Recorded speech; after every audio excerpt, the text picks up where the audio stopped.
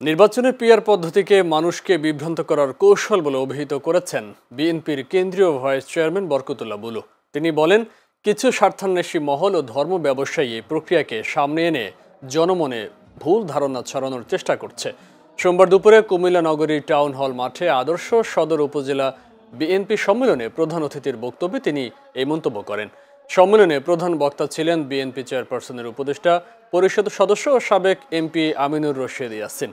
উদ্বোধন করেন কুমিল্লা দক্ষিণ জেলা বিএনপির আহ্বায়ক জাকারিয়া তাহের সুমন।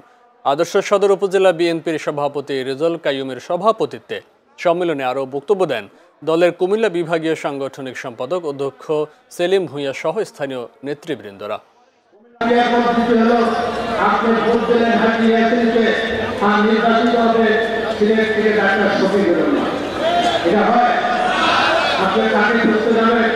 এই পিআর পদ্ধতি মানুষকে বোকা বানানোর চেষ্টা। আজকে কিছু ধর্ম ব্যবসায়ী এই পিআর নিয়ে নিয়েছেন। এই পিআর এই উপমহাদেশের কোথাও নেই।